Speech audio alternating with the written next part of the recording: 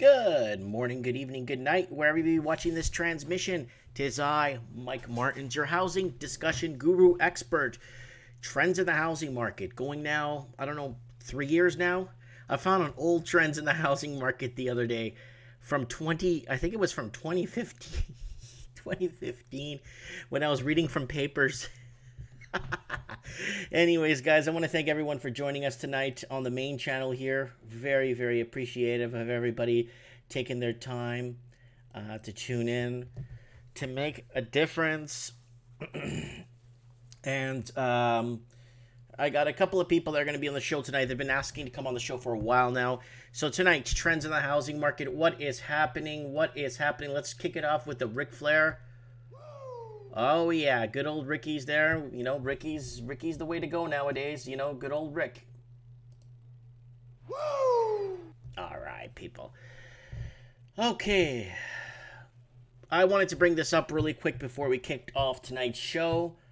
Already, we got Briggs in the house. We got lots of people already in the house. Thank you, everybody. Thank you all for joining me tonight. Glad you're back. Paisano. I mean, I got my Paisan hat tonight on, guys. So that's I've been streaming off the backup channel for a while, but it's not the same when you're not doing it on the main channel. You know what I mean, guys? So we got Trenzio. Maybe he could call us in a little bit later. He is on our time zone, so it's still 7 o'clock, 6:53 in his area. We got good old Briggs, and we got Dennis B. Tuning in from California. And California, buddy, Dennis, if you want to come on the show, add me on Skype, Mike Martins 1980. Valerie's talking about, I'm so tired about pricing decreases in real estate. Well, Valerie, what's going to happen is today's show is going to be a little interesting because we're going to talk about a little bit of homelessness right now. And right now in Ireland, it's broken a record of homelessness. It's just phenomenal. And everything, I talk about construction, price declines, price increases. We don't just discuss price drops. We just kind of look at it as a whole perspective. Renting issues, people calling in with renting problems.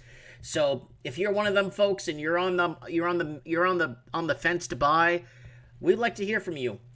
Belinda Mercer, my girl down in Florida there. Sean Bowen in the house.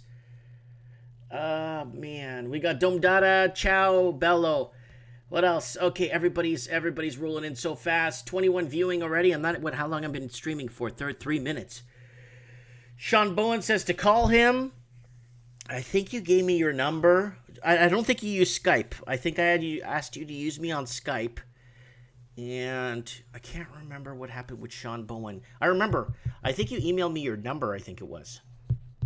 Can't remember. You're early. Yeah, I know I'm a little bit early. I didn't feel too... I was busy at the shop, but it was such a nice day. The day went by so quick. I got home. I had dinner with the family, played with the kids. And I just got energy. I feel great. I'm still on this, what do you call it? Intermittent fasting diet. And Sean Bowen's on Skype. Okay, so I got Sean Bowen on Skype. So that was Sean Isaac. Okay, so I'm thinking of somebody else. Okay, I got Sean Bowen on Skype here. All right, we're gonna have you on in a sec. I'm gonna have the Skype name is Princess on the show first, and I think he's using his wife's account. And I'm going to get her on my wife's Skype. Oh, that's you, Sean Bowen. That's right, your wife's Skype. I just messaged you on Skype. Yeah. Mike, when will the real estate market crash in Ontario? It already is crashing. You're just going to have to, your government's going to keep finding tricks and up its sleeve and stuff to keep propping the Ponzi scheme market and keep fueling this bubble. Quantitative easing coming your way, and a city tax for the Greater Toronto Area. So that would be Toronto, Brampton, Oakville, Mississauga, and it would be like a city tax coming your way. So you're going to pay your federal tax, your provincial tax, and your city tax. Every city is going to have this on their way. Guys, can you hear me well? Is my mic working? I'm not too sure. I've been tweaking with this. No, Valerie says, is it? I don't see prices declining. Yes, Prices aren't declining in a lot of places, but the market is crashing. It doesn't matter. The market is crashing. Why? Because you have more sales. You have more inventory than what's selling. There's a glut on the market you have a huge glut on the market. What happened to supply and demand? Back in the day, you put a house on the market for 2 days, it's gone. Now you put a house on the market for 190 days, it's still there. That's what I mean, because the market is crashing. Nobody's running out to buy a house anymore. Why? Because the Canadian proper cannot keep up with this bubble, this asset bubble. Tiny house movement. Someone's talking about tiny house. Yeah, lots of people are moving into containers and tiny houses, and they do a good job with those things. So do not underestimate person that lives in a tiny house. Okay, here we go. Trends in the housing market tonight. So I'm going to put this up once in a while to let you guys know what time it's going to be on in your neck of the woods, covering the entire English-speaking world. I'm pretty much the only person that's been covering the whole entire Commonwealth. Okay, guys, so here it is, guys. I have to bring this up. I want to give kudos to my friends down in Australia. So here it is. Where you at? Okay, so I did a poll. If you want to get onto my channel and go to community right here, scroll down. I want everyone to vote. I want everyone to get their votes in by Saturday this week.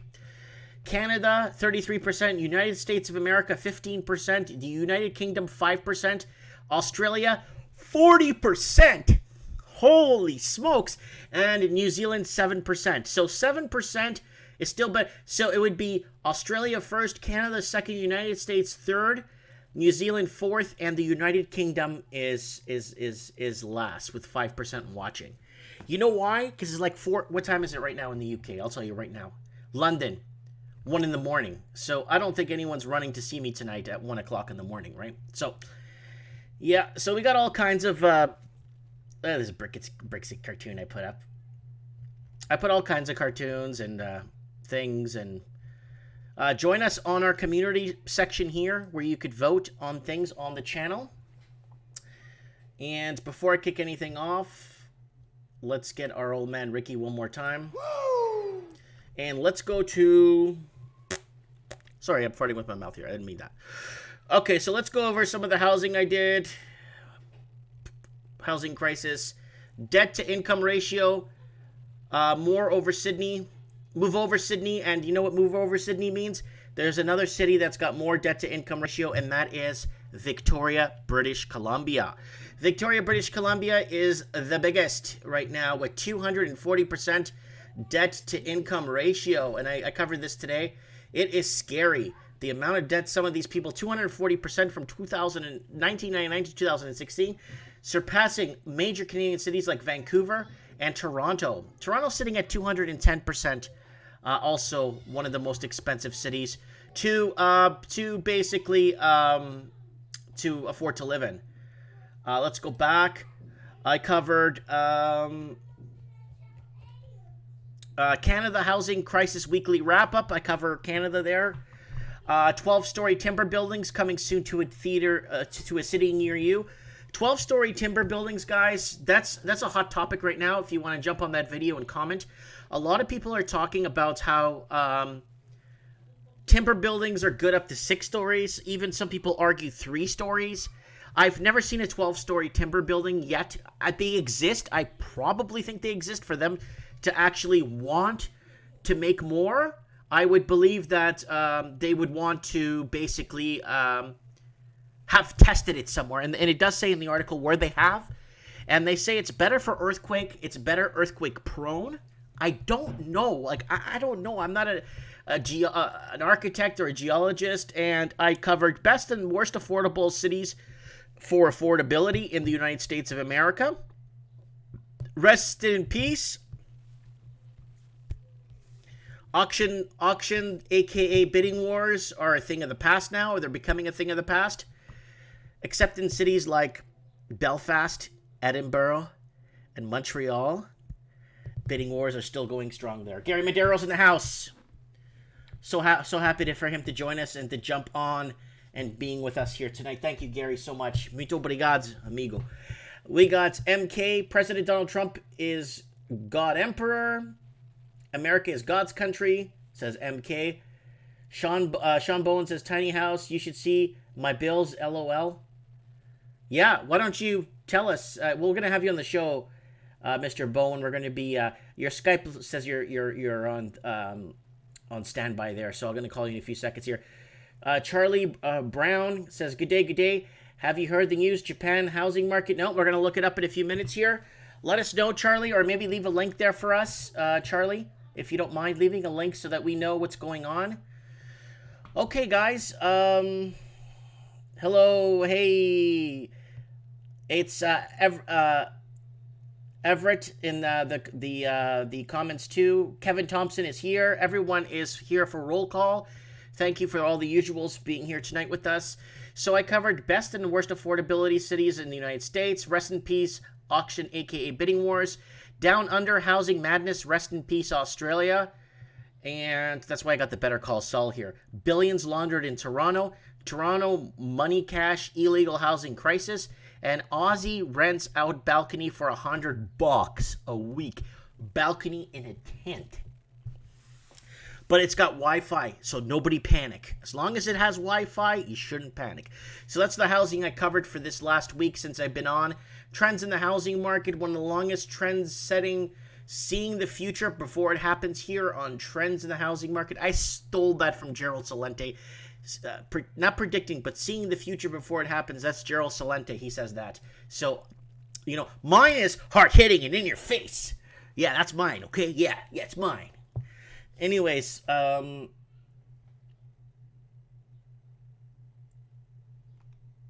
Williams Silva saying, "Hey, Pop Sick, Mr. Mike contents like you, live without stress." MK says, "Wi-Fi is a must." Yeah, Wi-Fi is important, guys. Wi-Fi. Well, you don't have Wi-Fi, you're finished without Wi-Fi. New Zealanders are losing their gun rights and free internet rights as we speak. Yeah, we're going to have you on the show on Saturday. We're going to cover that on Mike in the Night, and we're going to kind of figure out what's going on. Mike Martins, I can't see Australia economy lasting past 20... No, it's not going to go that far. It can't. They just can't. They're out of tricks. Unless they go to severe negative interest rates... I can't see it fixing it. Like, it's been going on for too long. Australia is the longest running bull market. You know what I'm saying? It's been in a bull market since 1975. Australia's it's watched a lot of other financial woes happen all around it.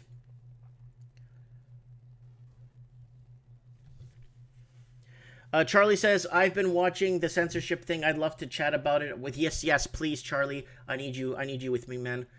Valerie Calver. Okay, Mike. Then, when then? We talking about... What are we talking about? Dates. Oh, Mike in the Night, Saturday nights, guys. Saturday night. Saturday nights, 9 p.m. Western Seaboard time. That's like 4 p.m. Australia, Sydney time.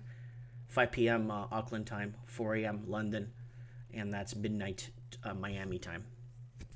Hard to trust government stats. Yeah, government stats is a bunch of garbage. Here, this is what I have to say. This is what I have to say to government stats. You keep your mouth shut, fat boy. One more time. You keep your mouth shut, fat boy. Yeah, that's government stats for you right there. One more, Ricky. Woo! Thank you, Rick. All right, trends in the housing market. So that's that, guys. That's a little tiny... what I've done this week for housing. The guy living on a balcony for $100 a week. I mean, I don't know how cold Australia winters have been getting. I know they've been cooling off quite a bit. I know New Zealand is, but I'm really not in the mood to live. I mean, I think I wouldn't be in the mood to live in a tent, especially if it gets windy. Okay, what do we got here? I shall watch the stream while having supper. Yes, please, guys. Thanks for tuning in. Reverse mortgage tripled because baby boomers' parents in their late 70s and 80s. Boomers' parents are in their late 70s and 80s. Okay, guys. So, I'm gonna go over the Canadian first, and we're gonna go over, and then we're gonna call Princess. Heck, let's get Princess on first. Let's get Princess on first on the show.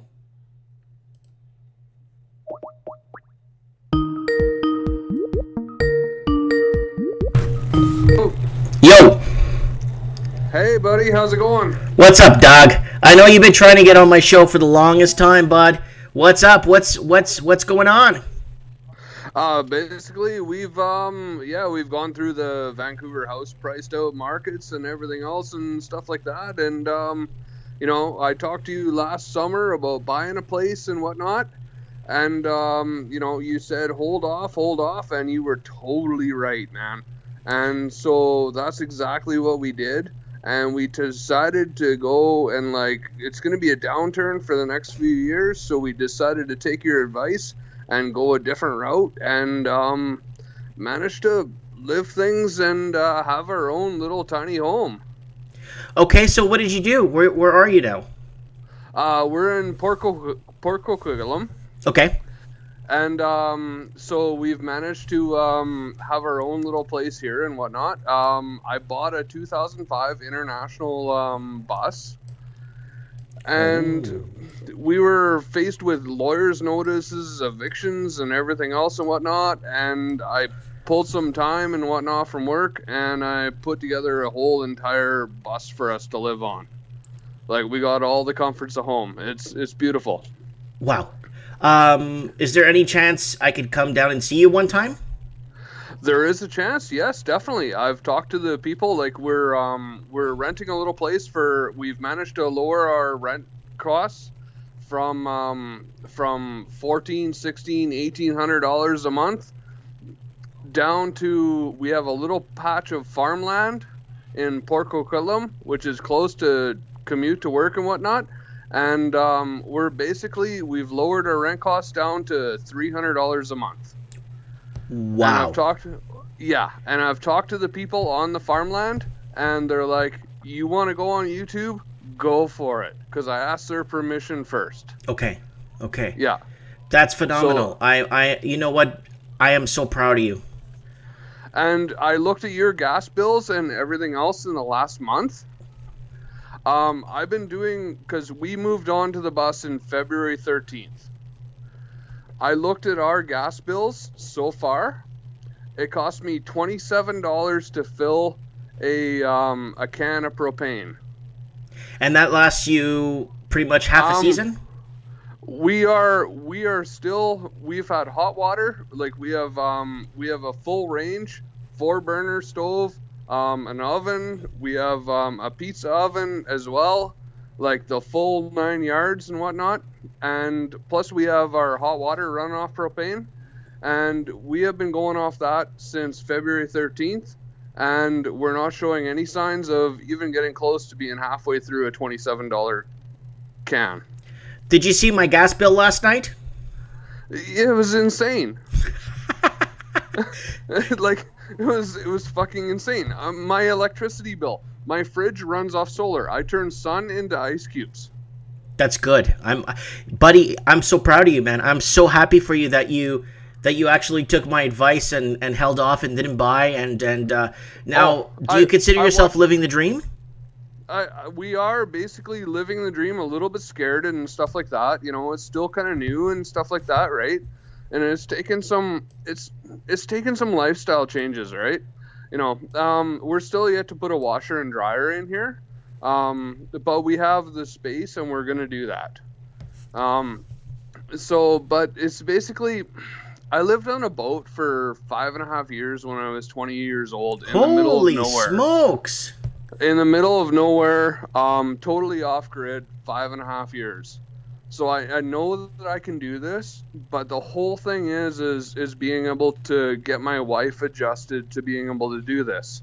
So we've had some growing pains and stuff like that, but she's taking it on beautifully. She's absolutely loving it, and we came from a basement suite, which was non-stop noise all the time, and we go to Can I ask you one quick question, if that's okay? Yeah. Yeah, for sure. Why is it when anyone's living in a basement suite and it's late at night, why does it always sound like the people upstairs are moving furniture around? Can you explain that to me? I think it's because it's their legal right, and they say it's their legal right, and they just want to piss off the people downstairs. Okay, continue. So she's settling in well, everything's good? Yeah, she's settling in well, everything's good and whatnot. Today we woke up at 9:30, and it was her day off and my day off and whatnot, and it was just absolutely beautiful.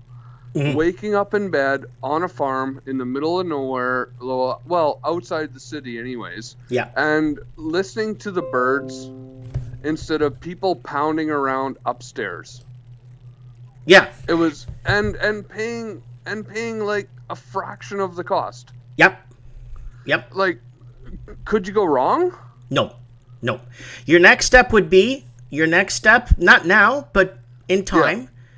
Yeah. If I was in your situation, could I tell you what I would do? For sure, yeah. Okay. If I was in your situation, I would now look for a little bit of land up north, maybe 2-3 hours away. Exactly. That's what we're doing. And buy a piece of land, fence it off. Yeah. Just all you have to do is invest in a decent fence. Make sure at least the land is allowed to be zoned for sewer, power, and all kinds. Just make sure it's zoned. Well, yeah. Well, we don't even need sewer. Like we're totally composting toilet. Like you can throw it out in the garbage dump. It's beautiful. We don't have black tanks to dump. We don't have anything else. It's like throwing out diapers. Like it's so easy.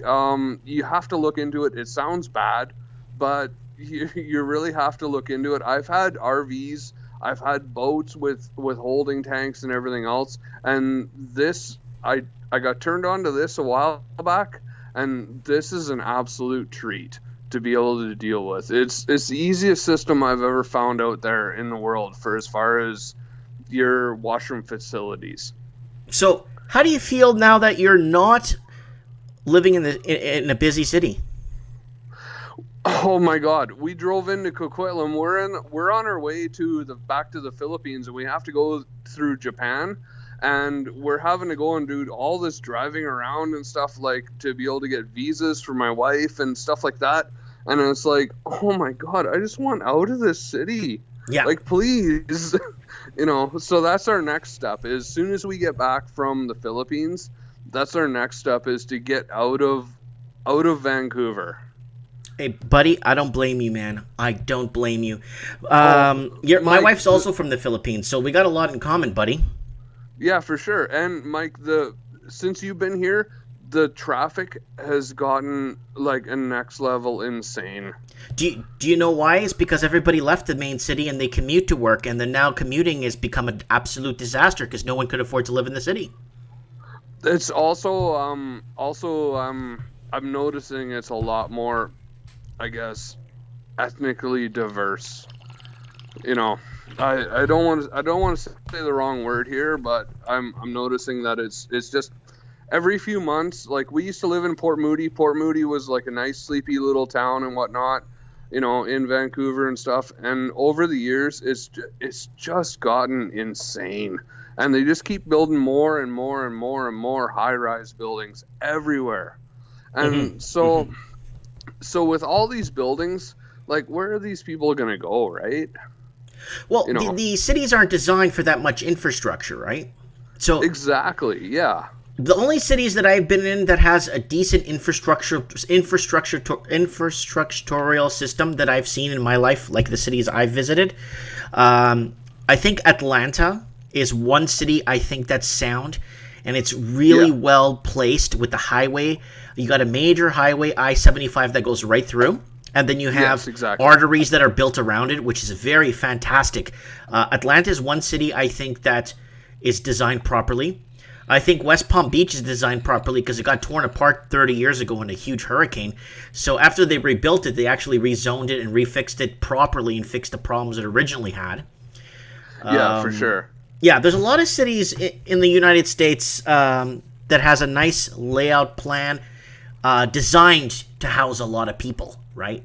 Yeah, Vancouver but is not one of those Vancouver- cities that's designed to house a lot of people. Too many bridges, everything else. Yeah, it's we're basically, yeah, as soon as we can, we're going to be leaving the city and whatnot. We're looking at either Kenora, Ontario, or Prince Rupert. So this bus that you built into a house, is it mobile? Oh, it's totally mobile. It's got a pretty much, we bought a 2005 International, and it's got a 6-liter diesel in it, and we got it with 150,000 kilometers on it. So Wow. Allison transmission, everything else. And you know what the kicker is, Mike? I bought this bus. It's a school bus, right? It's not a highway bus. But I bought this bus off this Vancouver school board for $1,600. Holy, that's nothing. That's fantastic. I bought it for a month's worth of rent. That's fantastic, dude. I'm proud of you, man. I'm really happy you did this. So, how much time did you take off work to build this bus? I took off 2 months worth of work, and we basically I sent this bus over to Harbor International to have a full service done on it, and to check everything out. I had to put some money into the brakes, but if you're gonna have something with 150,000 kilometers, I'm sure you're gonna have to put some money into something, right? Mm-hmm.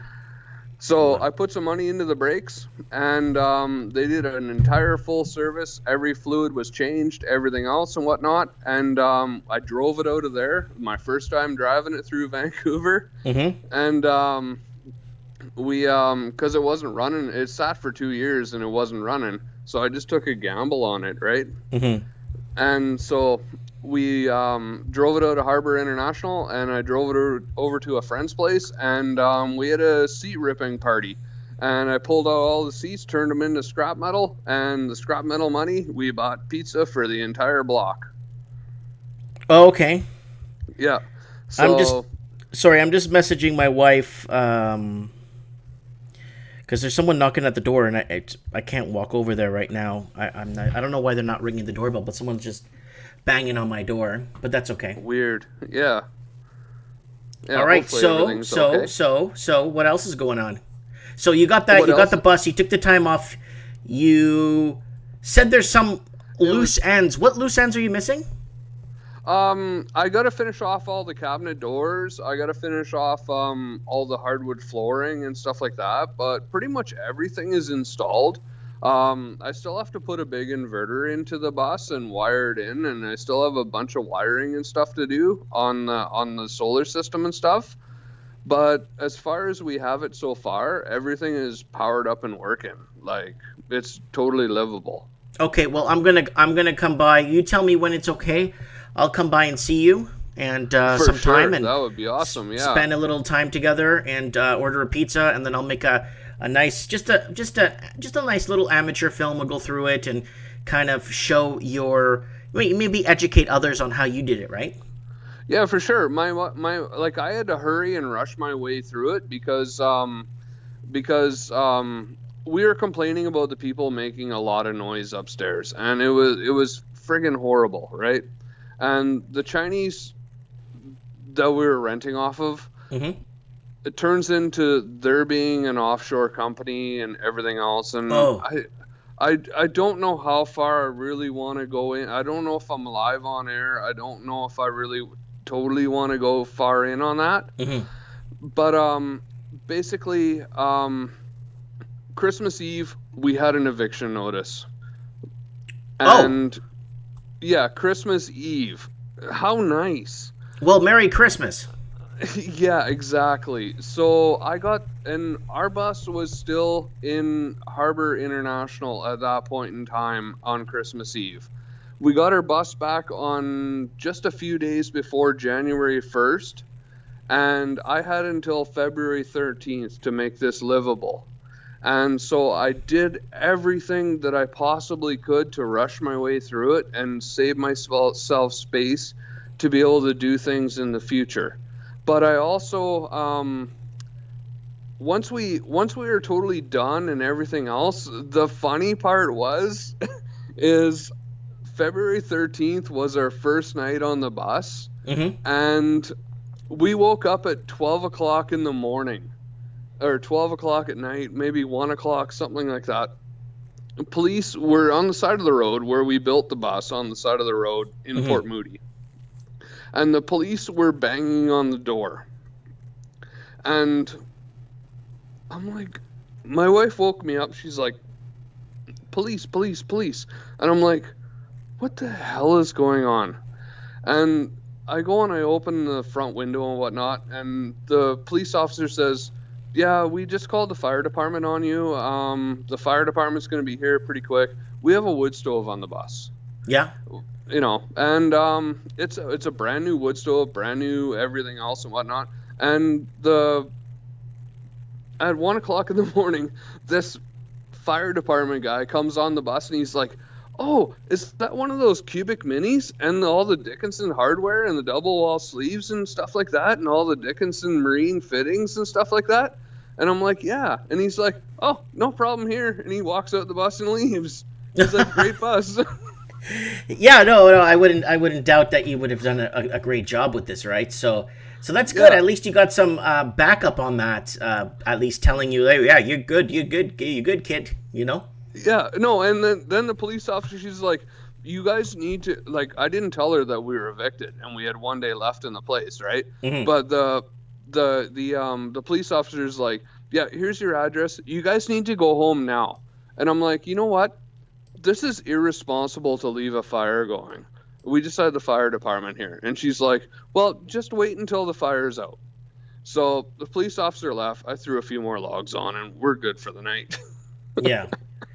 So, you know. So now is this before you moved to a patch of farmland? This was like 2 days before. We had this hooked up already, but this is 2 days before we moved to a patch of farmland.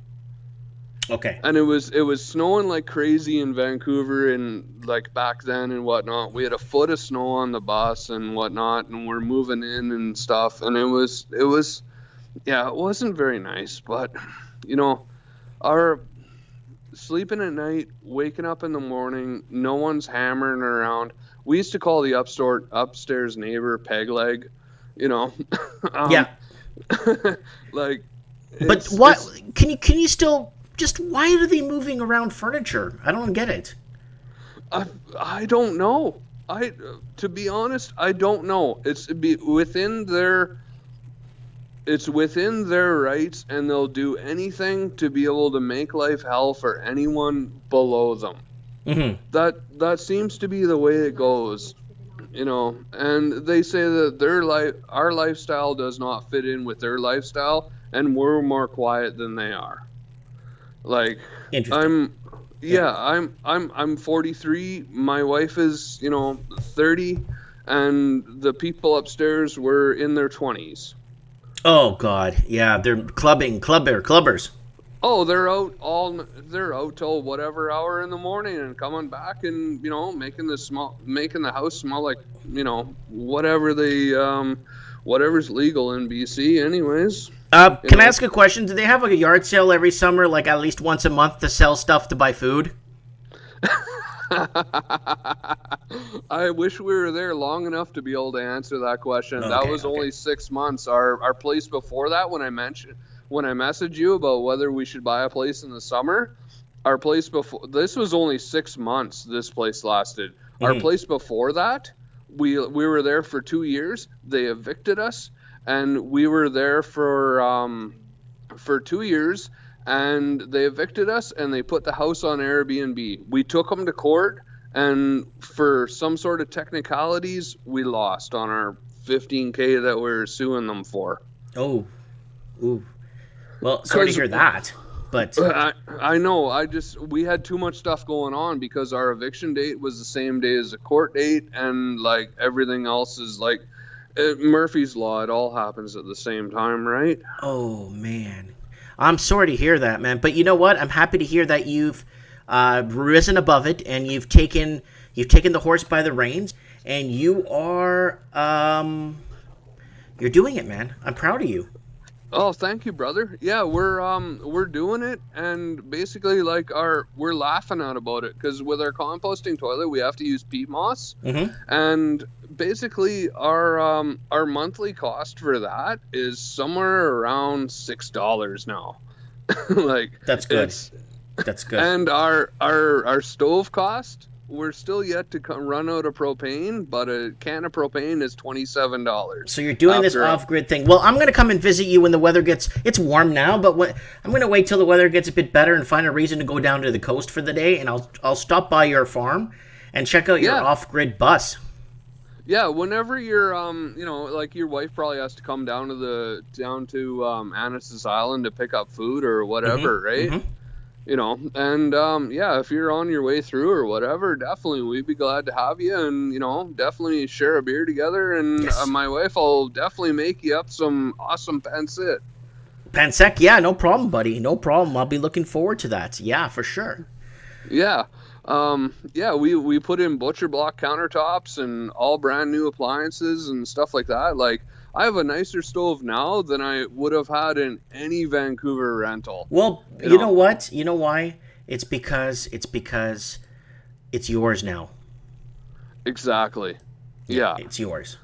And that's the Yeah. difference. A lot of people like renting and owning. It's just that draw to own is because the draw to own is just that passion we have in us as Westerners, Yeah, for sure. And I've been seeing lots of buses to go like this, like when they sell them and stuff like that, like properly built ones. I've been seeing lots of them go in the range of like 50K or whatever. So it's like if we ever wanted to, we could sell the bus and have a down payment on a piece of property, or we have the ability to save enough money to be able to have our down payment on a piece of property. Like, You think of it like as like I'm not too much. I'm a handyman more mechanically, but for me to build in carpentry, I couldn't do that. So for me to buy that bus off you for 50 grand, if I was in your situation and I was to buy it for 50 grand, it would be a deal for me, right? exactly. Yeah. So, Yeah, for sure. And you got enough room for two people, and we're both not cramped in here, and we're like, as far as our monthly bills, like, they're pretty much non-existent. My biggest monthly bill right now is basically either my $300 for where I'm at or my cell phone bill, which is the next one in line. Like, other than that, we just have our insurance bills where we pay for our vehicle insurance and whatnot. But my vehicle insurance for my bus is $500 for 3 months. So That's good. $2,000 a year. Come on, Yeah. like, you can't get better than that, right? Yeah, you're doing real well, man. Super proud of you, dude. Super proud of you for doing that, and I'm happy you took my advice and actually used it. Well, I didn't want to go and have, like, I thought long and hard. I thought long and hard many, many nights of whether and my wife is pushing me like, come on, let's buy a place, let's buy a place, let's buy a place, let's buy a place. And I'm like, you know what? I don't want to go and buy a place. And then as soon as we held off, the prices started dropping, and I'm like, oh my God, look at Mike, he's right. That boy's got it going on, And But how long have I been predicting this? I've been predicting this for years. It's not like, you know why? It's all the propping that's happening, all the side things that are happening, and it's gonna have to give some time.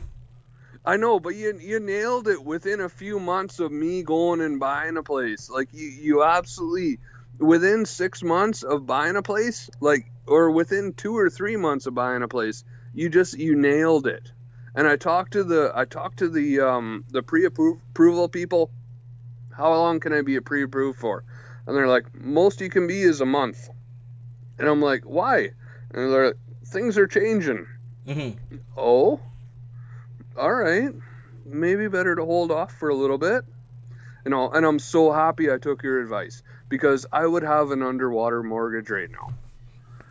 I would be freshly bought in, and I would have an underwater mortgage, which would be the most stress I've had in my life. And even getting out of that place, I was stressed to the max. My blood pressure was up. Like, everything was like not good for me. I'm 43 and I shouldn't have that.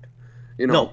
No. And basically, like I was stressed to the as far as you can stretch me, and so after getting out of that place, having some time to decompress here, and waking up listening to birds and everything else, I've been really doing a whole lot better, and I've been, my blood pressure's going down. Everything is like, it's been so much better, So now we're basically, we can put our bus in storage for $100 a month, and my wife has been looking at tickets back to the Philippines for a month for right now. And really, what do we have to pay when we're gone? Nothing.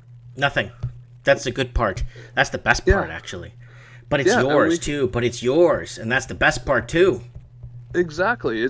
Exactly. It's ours, and I'm so happy about that. If I want to put a nail in the wall, I can. If I want to change something, I can. If I want to fix something, I can, without going through a lot of channels and headaches and everything else. And the Chinese people, like, oh, Mike, I forgot to tell you. We were evicted on January 24th, or sorry, December 24th. Okay. On January 3rd, the basement suite flooded. Right after you left? No, right before we left. We left on February 14th. So we had pretty much a month and a half of having a flooded basement suite, paying full pull for it. Whoa. And we talked to the Chinese company, and we can't get out of it.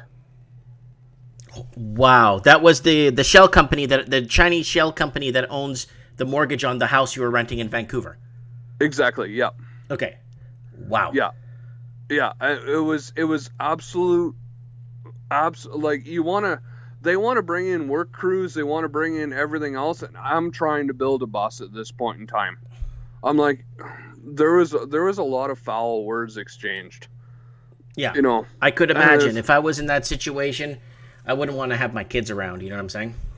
Oh, I'm so happy that both of us, like, I'm so happy that we don't have kids. We're trying. Yeah, well, you'll be fine. We want kids. You'll have kids. I promise you'll have kids. My my wife and I, it took us, my wife's Filipino too, and it took us, and then boom, now we have 3 kids. Yeah, exactly. It just waits until you're in that nice healthy spot. Yeah. Yeah, and I'm so happy that we didn't have kids going through that. That would have been an extra burden on my shoulders. That would have been, almost too much of a load to carry. I don't know. I've never been in that situation. Well, you're not. But Well, you're not. You're free and clear now. You're gonna take a nice trip to the Philippines. You're gonna have a good time. You're gonna be fine. I promise you. Oh, for sure. We're sailing. We're laughing now. And it was going through that scary moment of making that transition. And that was the biggest thing, was making that transition and trying to build a bus on the side of the road in Port Coquitlam in Vancouver in stealth.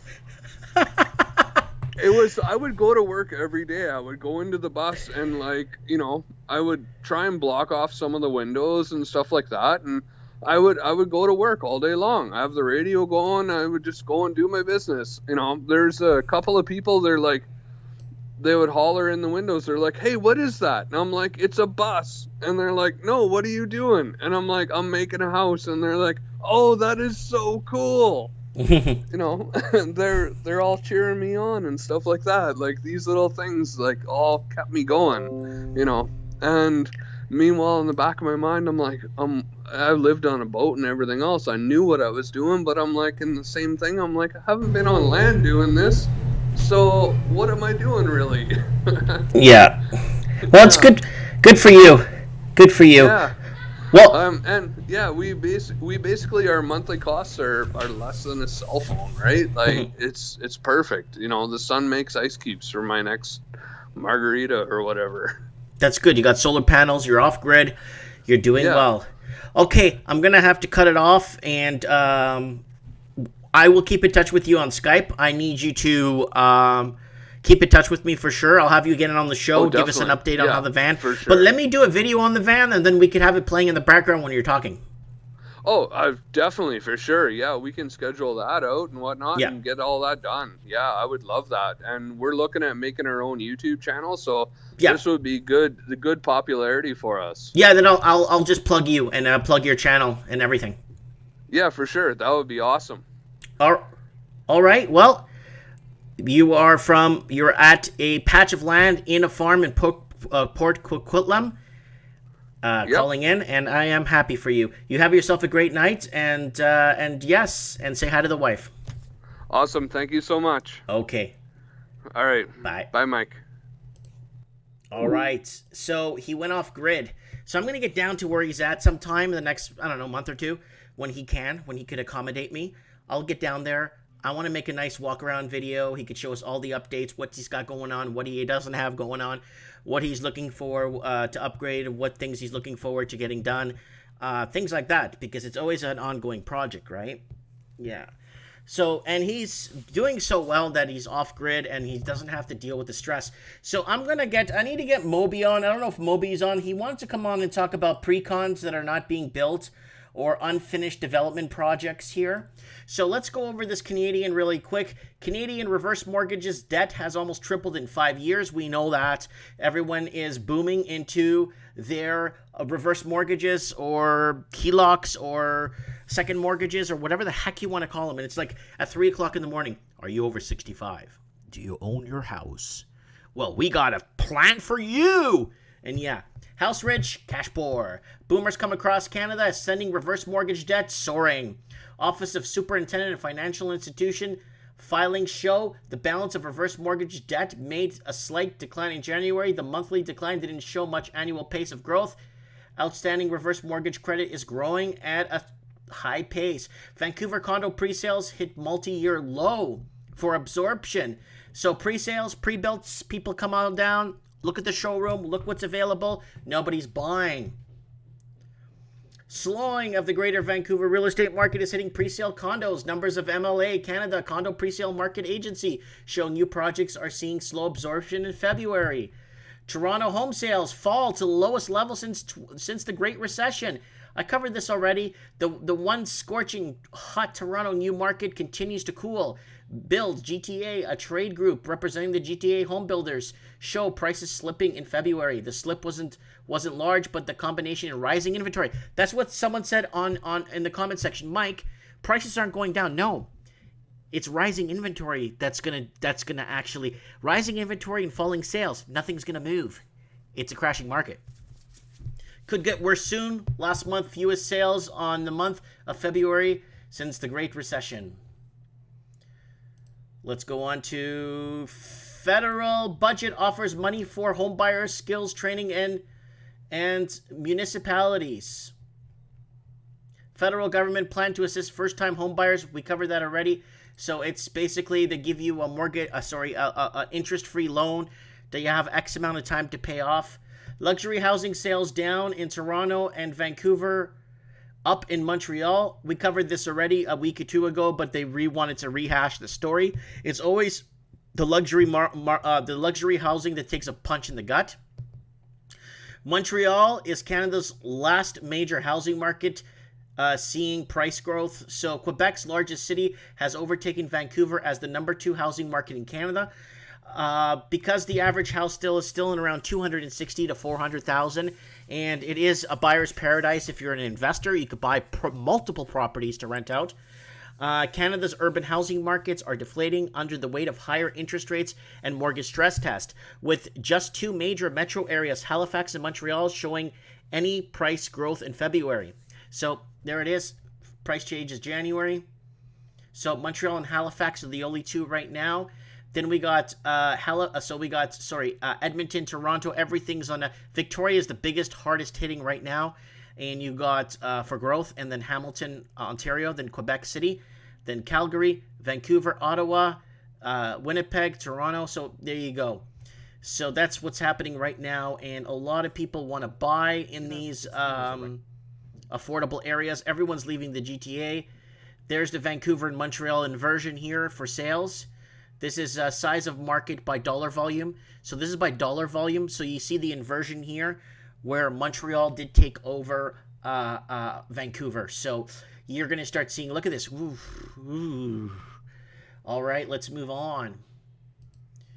Let's get to, we got that. I'm going to leave that window open. Let's go to our next one here. Let's scoot over really quick to the United Kingdom. This one's actually kind of important. Let's move this over here. U.S. housing starts slumped 8.7% in February. Construction going down too. This is in Washington, so they're pinpointing Washington because it's it used to be one of the hottest markets in the United States, with the foreign investing moving south after they implemented the foreign buyers tax in Vancouver. Washington, the number of homes under construction fell 8.7% in February as groundbreaking for single-family home sales plunged to the lowest levels in nearly 2 years. So you're seeing this happening right now. We've been covering the U.S. housing market here too. Our friends south of us here. USA Today. These are the 25 most affordable housing markets in the U.S. So let's check this out real quick. Number 25, Oklahoma. Income needed to buy a house, $40,000. Average annual wage, $52,000. Medium sale price for a house, $140,000. Number 24, Richmond County, Virginia. Income needed, $47,000. Average annual wages are $61,000. Median sale price, $173,000. And units for sale, the housing units are 99,883. Keaton County, Kentucky. Q4 median sale price is $145,000. Clark County, Ohio, Q4 median sale price $99,000. Jackson County, Michigan, Q4 medium sale price is $120,000 large. Muskogee County, Georgia, Q4 median sale price is $115,000. That's not a bad area. Muskogee County, I think that's where Macon, Georgia is. $115,000 for the median sale price. Madison County, Alabama, $154,000. Sullivan County, Texas, medium Q4 prices, $125,000. Shelby County, Tennessee, $140,000. Number 16, Cuyahoga County, Ohio, $124,000. Jefferson County, Alabama, you're looking at $135,000. Number 14, we have Allen County, Ohio. Average house price, $98,000. Philadelphia County, Pennsylvania, $150,000. Lucas County, Ohio, $97,000. Trumbull County, Ohio, $84,500. And in the top 10 housing cities right now affordable to live: Montgomery County, Alabama, $105,000. Saginaw County, Michigan, $86,000. Richmond County, Georgia, $93,000. Rock Island County, Illinois, $104,000. St. Lawrence County, New York, $75,000. So, like, a house like this, that's $75,000. Okay, that's fine. But a house like that in Vancouver, $2 million cash. $2 million cash for that house, as long as they keep the Christmas lights up. Number 5, Wayne County, Michigan, $110,000 large. Peoria County, Illinois, $75,000. Clayton County, Georgia, $110,000. That's a nice place to live. Clayton County, $110,000 for the average house. And Baltimore City County, Maryland, Q4 medium sale price, $100,000 on average per house. And that's really good, healthy numbers. It's not going over anybody's wages. People are within wage to buy. Like this house right here, Allen County, Ohio, $98,000. That's fine. And that's what I've been talking about, this housing market in Canada. It's an absolute disaster. $98,000. You know what the mortgage is on that? $200 and $300 a month. You want to add property tax and utilities, $600 a month, $700 a month with everything. But people are buying this, for example, in Toronto, for $2 million. That's the problem. It's bang for your buck.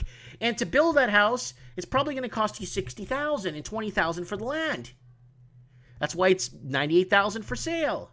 But the problem with that is in Canada, my friend's looking around to build a house. It's like $200 a square foot, $150 a square foot. It's crazy.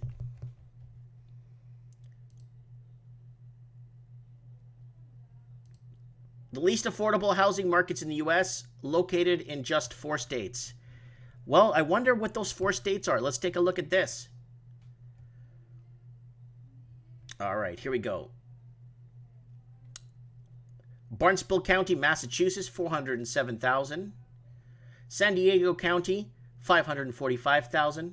El Dorado County, California, $444,000. Nassau County, Nueva York, New York, $520 large. Los Angeles, California, $600 large. And the funny part is the annual wages are almost at par with the other ones, with the houses going for $100,000. That's what people have to keep in mind. Number 20, Westchester County, New York, $550 large. Rockland County, New York, $415,000. Santa Barbara County, California, $525,000. Richmond County, New York, $500 large. Alameda County, California, $800 large. Honolulu County, Hawaii, $572,000. San Mateo County, California, $1.35 million. Ventura County, California, $595,000. Napa County, California, $617,000. Number 11, Sonoma County, California, $600 large. Number 10, Orange County, California, $1,072,000.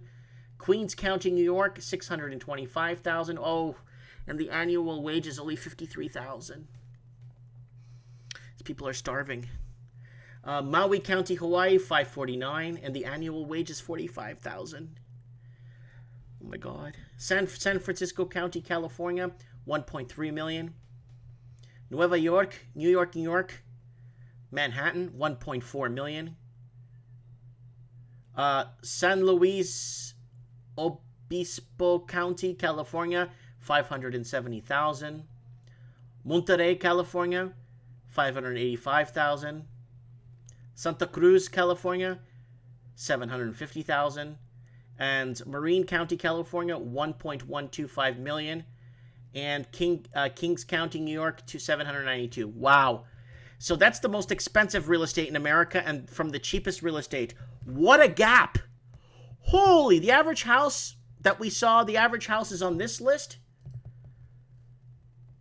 125, 140, 120, 130, 98, 150, 97, 84, 105, 86, 93.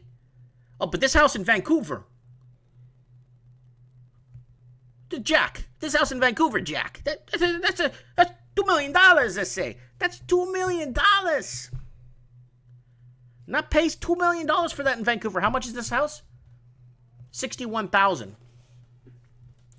So, lots of affordability left in the United States, and the U.S. does not know how lucky they are.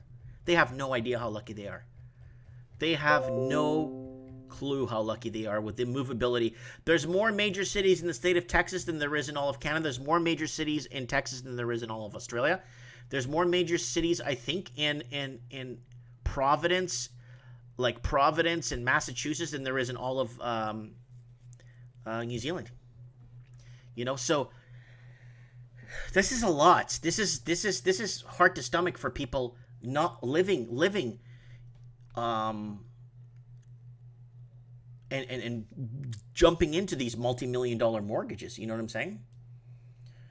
So Cotton Candy Beard in the house. Houses are being traded like stocks in Vancouver and Toronto. We got Everett saying it's the land they want. House will be teared down for $2 million. And Bamboo says America is beast. I got to get Bamboo on the show sometime. I got to get Cotton Candy Beard too. I got to get Everett. I got to get everybody here on the show. Lord Humongous has been on the show already. All right. U.S. housing market stuck in a soft patch. Confidence is rising. So right now in the United States, confidence is rising. So it looks like with interest rates sticking right now, not looking for any movements, looking like it's going to do okay. But the other cities, like these housing markets where they're the most expensive, these housing markets are going to suffer big time. These most expensive ones are going to suffer big time. The ones where it's like this, 100,000, 150,000 for the median average house, people will do okay. I believe people will keep their heads above water, right? And that's it for America. And we got, so let's get another guest on the show here. We got that covered. So let's just throw this out there for the expensive properties and these overpriced properties. You keep your mouth shut, fat boy. Yeah. Rip off real estate agents. You keep your mouth shut, fat boy. Oh, yeah. Woo! All right, let's move on. We're going to have another guest on the show. I told Moby he could come on the show to discuss. We got stuff happening here in Australia. We'll get back to that later. We're going to start covering a bit of China and the empty home saga there and what's happening with the empty homes. It's going to be nice to follow what's happening in. It's going to be nice. It's going to be, I think, important to actually start covering. I like to cover the Commonwealth, all English-speaking countries. And yeah, I want to go back to this because there's a lot of people watching now. I want everyone to go on my channel. I want everyone to go to community right here. And I want everyone to vote here. Second one down, not this, next one. It's got 515 votes. Where are you at? So Australia's number one with 40% people watching, followed by Canada, 33%. United States of America, 15%. New Zealand, 7%. And United Kingdom 5%, and that's 515 votes. So let's cast your votes by Saturday. If you could get to my community section on my page, I would like to see where everyone's coming from or watching from. And I'm very surprised the majority of people are in Australia, my friends down under. I really appreciate all the support. And if you want to support the transmission, go ahead and share one of my videos. That's all I ask. Share something of mine on your social media before social media drowns. All right, let's get Moby. Where's Moby here? Yeah, there he is. I'm going to call him right now. I'm going to call Moby.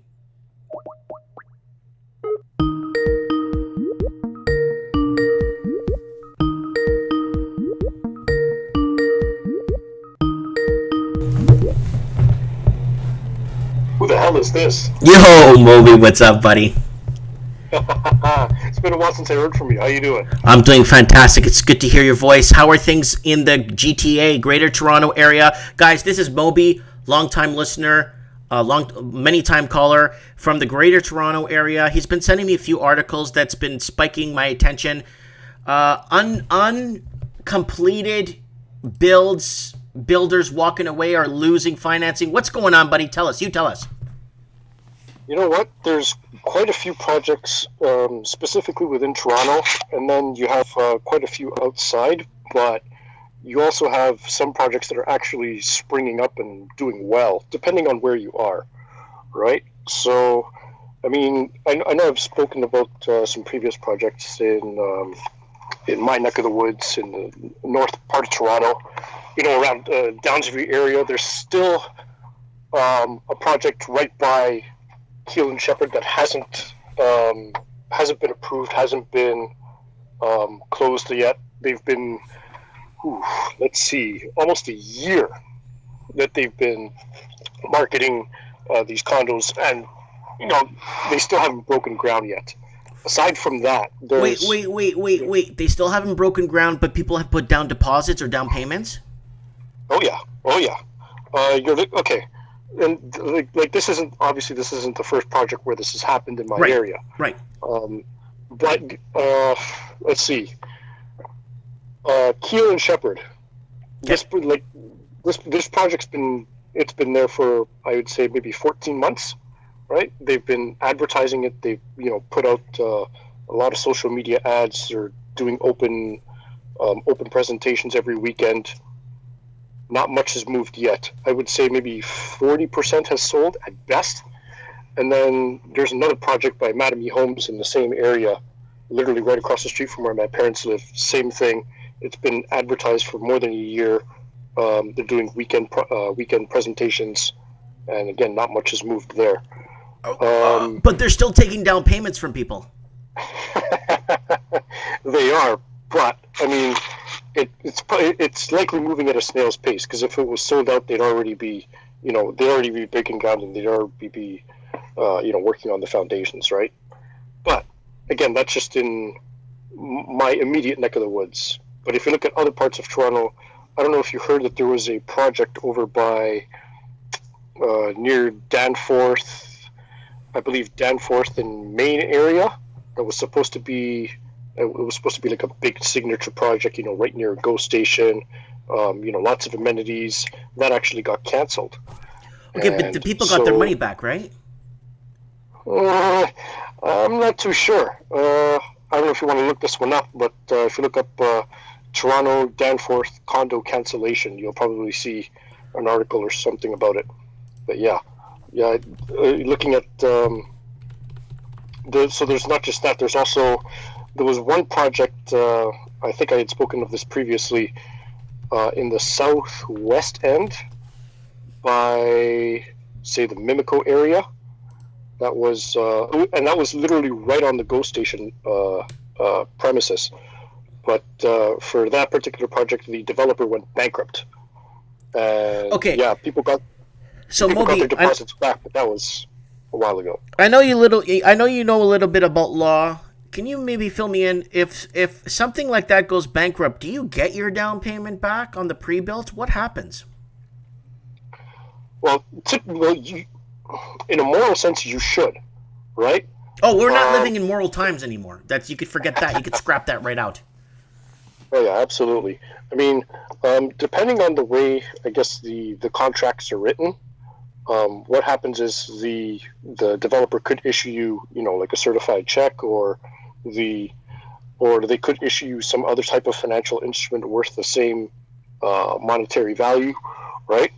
But it all depends on the way the contract that you sign is written, right? So I'm not saying that there's no obligation, but there should be some obligation as to whether the developer gives the money back or not. Now, typically, like I've heard this from a realtor friend of mine, is what happens is the developer typically will hold on to the money for a while, let it accrue interest, and should the developer, get financing on their end with respect to either a construction loan or a commercial loan, then everything should be able to go ahead. But with respect to the deposits themselves, depositors should be able to get them back. Okay. We got Kevin Thompson in the comments saying buying now. So what if we bought a year ago when he was telling to buy now? Well, we've all followed Kevin Thompson for a while, at least here in the comment section anyway. But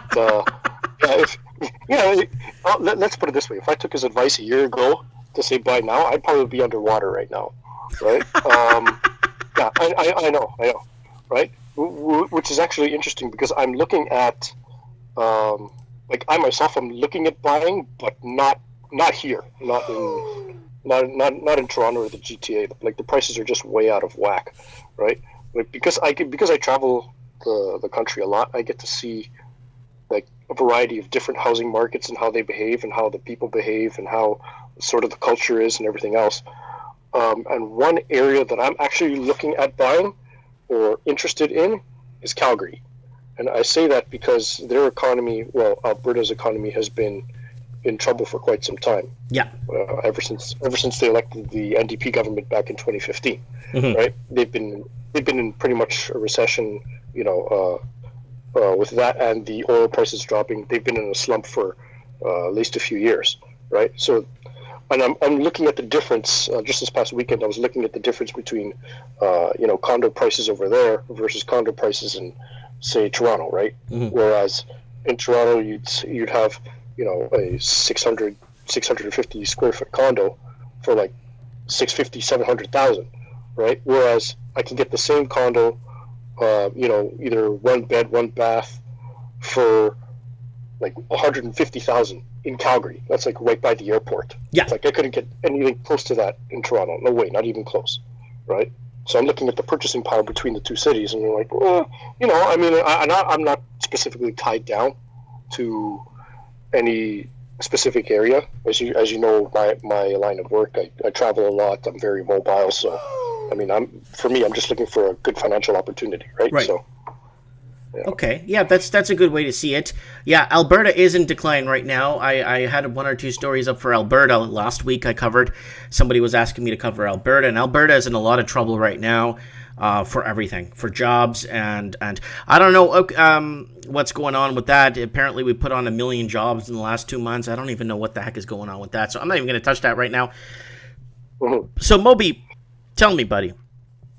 How does it feel in the GTA, the Greater Toronto Area? How do you feel? How does it feel? Do you feel it in the air? Do you feel the animosity? Do you feel the fear with this housing crisis? Tell me what the emotions are in the area. Well, let's put it this way, Mike.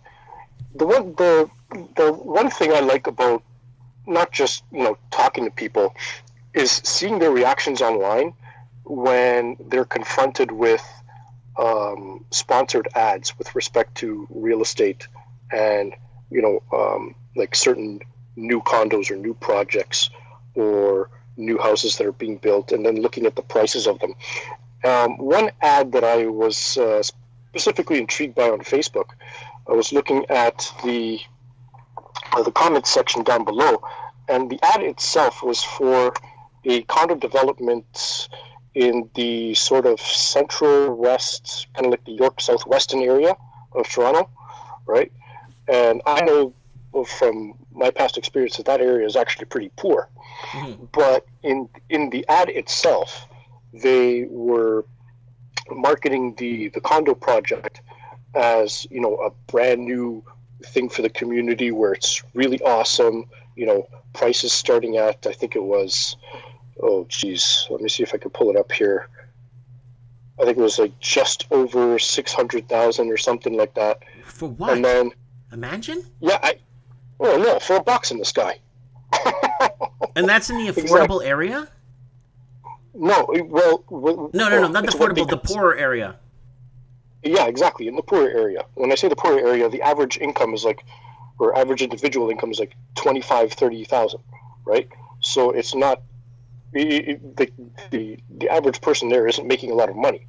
But then in the ad, they go, well, for just $115,000 household income, you can afford, boom.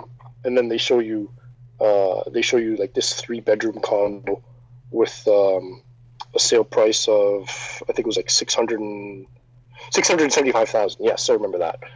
And then in the comments section, you see people, like, some people are laughing, some people are complaining. They're like 670. Moby, do you remember the article I was reading about the most affordable median house price in the 25 cities in America, the most affordable? How did you feel when you saw the average median house was 90,000? I felt great. I felt like I wanted to go there and buy. Oh, there's so many places to buy there. I recommend the Georgia, South Georgia. The weather is very temperate. You don't get a winter. And southern hospitality. It's nice. Yeah. South Georgia. You're not far from Florida. I was looking at some of the places there, and I'm like, whoa. Yeah. Continue. Go ahead. Yeah.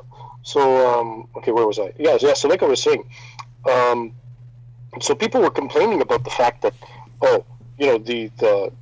the price for a 3-bedroom was 675,000, and that in the ad, I guess the poster suggested that 115,000 is is the income that you need to afford this place. And people in the comments were going, well, who the heck makes 115,000? And people are like, 115,000? What do you think? These guys are rich or what? And I had made the suggestion. It was like, hey, look. I don't think that marketing this at 115,000 is a good spot. And it was like, and I'm looking at the sponsored ad, right? And sometimes when they do sponsored ads on Facebook, they'll do it two ways. They'll either do one, they'll target demographics, or two, they'll target a specific land area. Yes. And I think this is where, right, and this is where I think a lot of the people who are doing sponsored ads are making a mistake. Like, okay, so say for example, when I told you about the way the condo project that was being marketed near my house, what they would do is they would take those sandwich board signs and they'd post them up in the immediate area, right? So maybe within like 2 or 3 kilometers radius away, right? Well, in the sponsored ads, they would do the same thing. They would take the site as to where it was, and then they would do, say, like a 5-kilometer radius. Right, a sweep, a dragnet. Exactly, pretty much. And I don't think the person sponsoring the ad understands A, the demographics, B, the income level, and C, the kind of people they're marketing to. Because if they did, number one, I wouldn't have seen the ad, which I did several times, right? And then there's other people in the comment section who are posting on it, and they're posting like negative comments, right? Right. Yeah. So, yeah, and they're doing. When I say negative comments, I mean like obviously they're being objective to what they're seeing, and I'm looking at that and I'm like, is somebody actually monitoring this, or are they still paying for it, like the ad itself, right? Yeah, because if they were, what the advertiser doesn't understand is, it's almost like a snowball effect. When you have people who are commenting negatively on an ad, you'd want to do one of two things. You either want to, well, dare I say it, either take the ad down and put up a new one, or if you're really desperately trying to get sales, I don't know, maybe you'd want to censor the comments or something. Right? Like, obviously, that's not something I'm advocating, but the point is, clearly, whoever's doing the sponsoring of the ads isn't, paying attention to the people's reaction, right? And it's not just like 1 or 2 comments that are like that. It's like dozens, right? So I think a lot of people are, or at least people who are paying attention, or people who are getting the ads, are, they're upset that this is going on, that like the fact that it's unaffordable, and B, they don't. They don't like to see this happening, right? So, well, a lot of people are still having to come to grips with the pricing. Like myself, I still can't fathom people paying that much for property. Like and I wouldn't either. Like, not with, like, I understand like what I can make, or what I make in my job, and what I'm able to be approved for, and I still wouldn't pay that much. And I'm like, no, you know what? I understand that, I have interests and I have goals, and I want to be able to do other things, right? I want to be able to have, like, say, some toys, or like some ATVs, or I want to be able to, take up some hobbies as well, right? But to pay like these exorbitant prices for, a box in the sky, I think is ridiculous. Yeah, no, absolutely. All right, dude, I'm going to cut you off. I'm over an hour and 20 minutes now. I want to see if you could come on Mike in the if you want to come on Mike in the Night, and maybe talk a little bit about, I'm kind of concerned about the taxes going up because to fund the cities. Cities are going to be underfunded because taxpayers are leaving. So maybe you could do some research on that and maybe give us a little bit of an insight what you think might be happening, because I'm starting to feel the cracks in the big cities, and they're very severely underfunded because people aren't buying that land transfer paying the land transfer tax anymore, and people aren't paying property taxes are going to start going up. I don't know what's going to happen, but we'll keep us on the pulse. We'll keep you on the pulse, and hopefully you can come on the show on Saturday and brief us. Yeah, absolutely. I'll do everything I can. All right, Moby, thanks so much. You have yourself a good night, and it's pretty late there, but have a good night, and we'll keep in touch. Yeah, absolutely. Thanks for having me on. Hey, no problem, bro. All right, bye now. All right, that's Moby there from the GTA, the Greater Toronto Area. All right, I need to get, I want to see if I can get Andrew Baker on the show in Australia to find out what the heck is going on. I'm just gonna cold call him and see if he picks up. He's been very busy lately, so I don't want to bug him, but I'd like to know.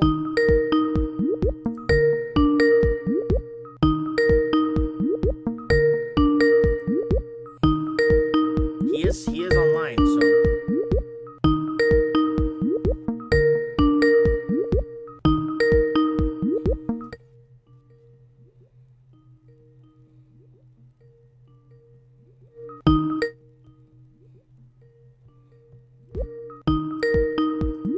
Nobody home. He is unavailable. So he's tied up right now. I'm not going to bug him. He's been very busy lately. He's had a lot on the go, and I'm not going to bug him. Who else we got here? All right, let me continue on for a bit. And what's happening with the Australian markets? Oh, we got Sam on there. Let's see if Sam, are you in the comments there, buddy? We got Sam here in Western Australia. Sam went through a pretty tough time not too long ago. Sam went through a pretty tough time. Let's see if we can get him on the show.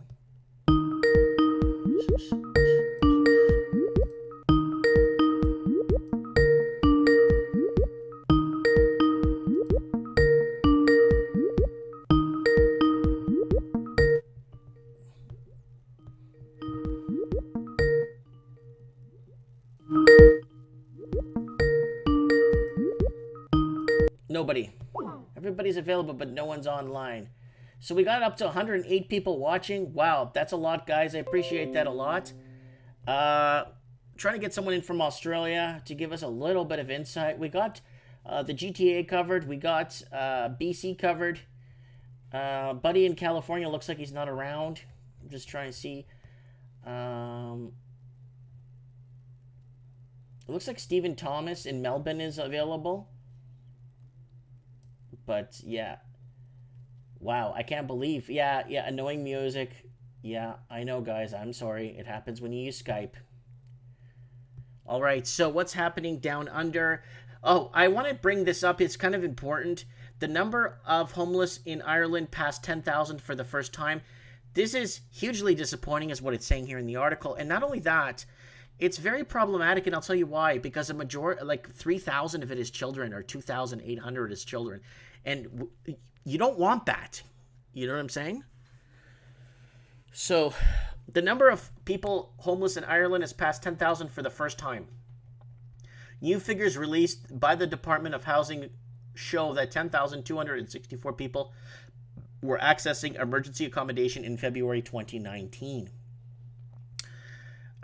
This is an increase of 277 people since January. Minister of Housing Egon Murphy has called these new figures hugely disappointing. He said that although the government's plan to address the social and private housing issue is working, more people are entering emergency accommodations. But the problem is, here's the problem. It's not only working, a lot of people work. The problem is you're not making enough to live. That's the main problem. You know, housing there, I think, is in and around 200,000 to 300,000 euros for a house right now in Ireland, in a good part of Ireland, if you're just maybe 10 miles from Dublin, right? See, they're increasing the supply of social housing, but I don't think they can catch up unless they get better paying jobs. I think the key is just to have better paying jobs. I think better paying jobs will allow people to not go for affordable housing, but something better, or something they've always dreamt of. All right, let's hit up the comments here for a bit. HOA equals communist, not freedom. Very true. Hugh Jazz says, Kevin Thompson, new buyer in my complex are buying for 450,000 plus fees. And real Kevin Thompson is paying $3,000 a month. Wow, that's a lot, Kevin Thompson. Horizon Bucket said, mind you, they'll soon be raising property taxes enough so you'll need to end up effectively renting the house you own. Yeah, they're gonna start doing things to start There's too much deficits. These cities are entering too much deficit. A deficit period where they're going to have to. How are they going to fund the schooling, the housing, the highways, and all this stuff? They're going to have to borrow, or they're going to have to raise property tax, or they're going to have to pay more tax. You know what I'm saying? Property tax or something. Mr. Roboto says, Mike Martins, would you ever take a line of credit on your house? I can't. I tried doing it already. They declined me because I'm business for self. And I'm like, I own the house, free and clear. Yeah, we can't do that. I'm like, you know what? Whatever. I don't care. Lord Humunga says, Bernie Sanders will save the world. He's down in Denver, Colorado. Gary Medeiros is, where is Steve? He's probably working. I spoke to him this morning. He's probably working. Real Kevin Toms is saying, guys, Oakville is a town. Andra Nicotina saying, property taxes need to go. They are illegitimate. Sly Ryan, will the recession be inflationary or deflationary? I think it's going to be a bit of both, and they're going to try to balance it out. Okay, here we go. Mr. Roboto, thank you for having my back from once in a while. Mr. Roboto, okay, says, yes, Mike, I am self-employed as well. No chance in hell the bank will give me money, even though I own my house as well. Thank you, because I was being called a liar the other day that I can't get a line of credit for 36 grand because I'm on welfare. And I'm like, no, I'm a business owner. I own a business. And when you own a business in Canada, you are garbage. And that's right, Mr. Roboto. Yes, I am self-employed as well. Not a chance in hell the bank will give me money even though I own my house as well. And Mr. Roboto owns his house free and clear. The bank won't touch us. Anybody that's business for self will not get anything. And then Hugh Jazz is saying, why won't the bank give you money if you own your own business? You're a higher risk. When you're business for self, you work for yourself. Yeah, so Mr. Roboto again says, Mike Martins, you are 100% not a liar. Banks don't ever give money to self-employed people. They think they are high risk. Exactly. Charlie Brown says, same thing in Australia. The banks refuse to help anyone self-employed and contract part-time permanent casual. Charlie, are you on Skype with me, buddy? Because I know you're in Australia. I want to get someone from Australia on the line here just to give us a little insight on what's happening. I'd like to get you on the show for a few minutes, if that's okay, because I see you're down under, and I'd like to kind of get a little bit of insight from you on what's happening and where's happening and blah, blah, blah. Why is my chat closed? Okay, show chat. There it is.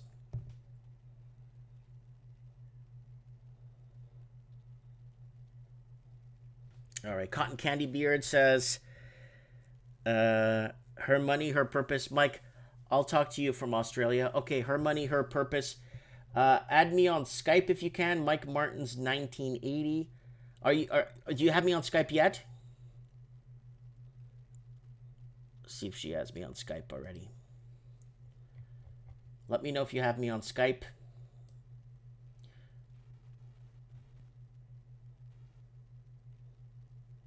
Okay, so Susanna on Skype. Let me see if you're here. See if I have you here. I mean, have we talked on Skype yet? Maybe you want to send me a message? I'll take my... I'm invisible. Let me put myself active. Here we go. I'm active. Now, you could find me on Skype now. Her money, her purpose. Give me a message.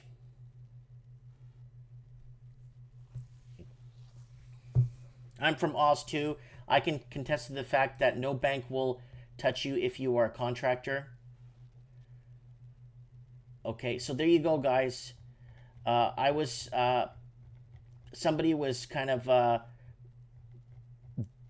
like breaking me down on or deciphering me or trying to find me out and catch me in lies. And I keep telling, I own my house. And they won't touch me. Okay, her money, her purpose, coming right up.